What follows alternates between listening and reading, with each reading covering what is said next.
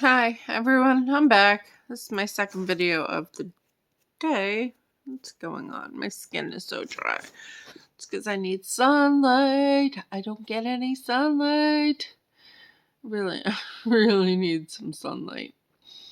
Today I'm just going to read what I actually spoke on my meeting. I'm so proud of myself. I never speak, I just read from the book in the beginning of the meetings, but I never speak about what's going on. It just scares me. My anxiety is crazy. I wish it wasn't. Some people talk every night, and I wish I was that person, but I am not. So, excuse me for not looking at the camera. I'm just going to look down and read what I said last night. So, let's see. On our meetings, we do not mention amounts of money. We're here to relate, not compare.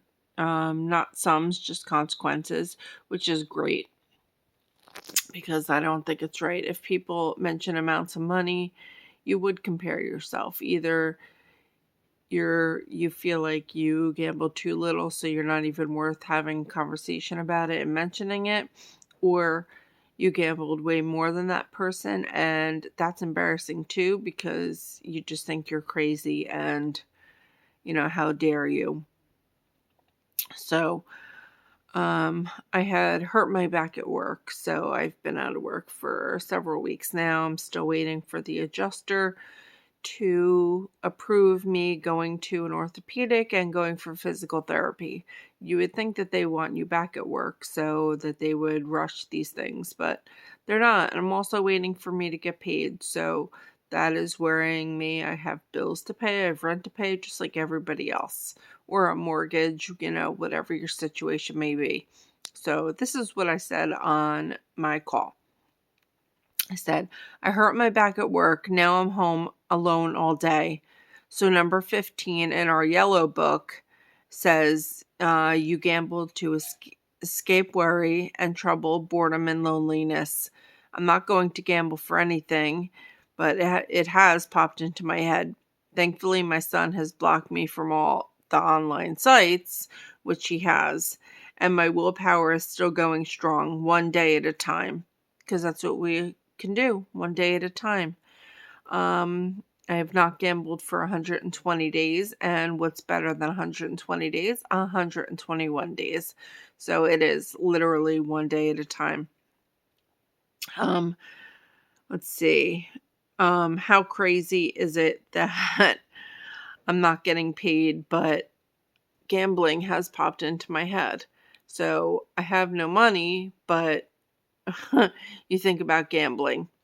Even if I had money, I would think about gambling. All you do is think about it all the time. Thankfully, I'm starting to think about it less and less, but there are times when I think about it all day, every day, because that's that illness and that sickness in our head. Let's see. I'm just going to read you guys, and some of you may have heard it. If you're in GA meetings, you probably heard it. Every new person, you're asked 20 questions, and it's just to gauge where you're at with your gambling, but only you can decide if you are a compulsive gambler or not. So I'm going to read these 20 questions, and like I said, this is what we ask newcomers, and we just gauge where they're at. Number 1, did you ever lose time from work or school due to gambling? 2, has gambling ever made your home life unhappy? 3, did gambling affect your reputation? 4, have you ever felt remorse after gambling? 5, did you ever gamble with money which to pay debts or otherwise solve financial difficulties? 6, did gambling cause a decrease in your ambition or efficiency? 7, after losing, did you feel you must return as soon as possible and win back your losses? 8, after a win, did you have a strong urge to return and win more? 9, did you often gamble until all your money was gone? 10, did you ever borrow to finance your gambling? 11, have you ever sold anything to finance gambling? 12. Were you reluctant to use gambling money for normal expenditures? 13. Did gambling make you careless of the welfare of yourself or your family? 14. Did you ever gamble longer than you had planned? 15. Have you ever gambled to escape worry, trouble, boredom, loneliness, grief, or loss? 16. Have you ever committed or considered committing an illegal act to finance gambling? 17. Did gambling cause you to have difficulty in sleeping? Yes, it did. Because I would wake up in the middle of the night and just get online and gamble. So, yeah, I actually answered 20 out of 20 of these questions. So, back to 18. Do arguments, disappointments, or frustrations create within you an urge to gamble? 19. Did you ever have an urge to celebrate any good fortune by a few hours of gambling? And 20. Have you ever considered self-destruction or suicide as a result to your gambling? Yes, 20 out of 20, I answered. The last one was the day that I hit rock bottom, and that's when I went to the hospital and was hospitalized for over 2 weeks. That's when I know I already talked about this, but that's when I wound up in the hospital. My husband went through my phone, saw that I was still online gambling because I had confessed to him months back, but I still was.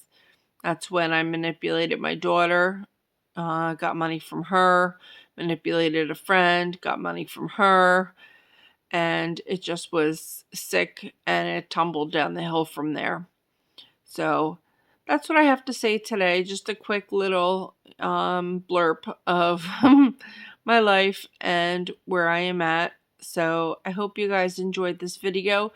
Please like it and subscribe, because that's how I'm going to get more views, and more views mean more people, and more people mean that we're going to get comments, and comments can help everybody.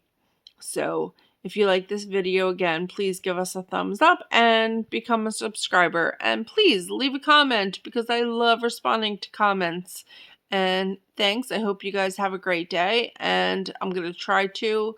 My last video, I wasn't having such a great day. So talking to my therapist later on today, and we'll see how it goes.